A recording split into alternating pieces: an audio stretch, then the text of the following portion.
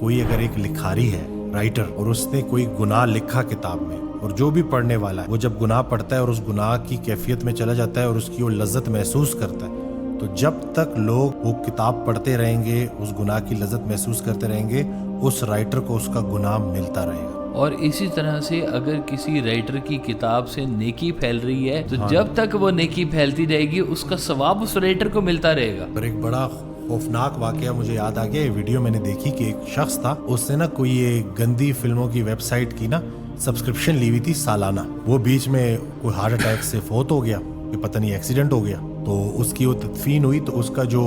System تھا، تو وہ آفس کا جو اس کو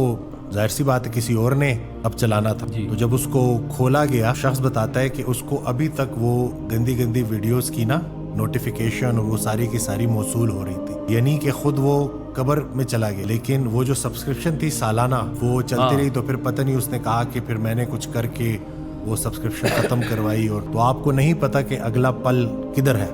تو جو جس خیال میں مرے گا اسی خیال میں اٹھایا جائے گا، جو ادھر اندھا ہے وہ ادھر بھی اندھا ہوگا۔ بند ہونے سے پہلے کھولنی ہے آنکھیں۔ ہاں، غافل کی آنکھ اس وقت کھلتی ہے جب بند ہونے کو ہوتی ہے۔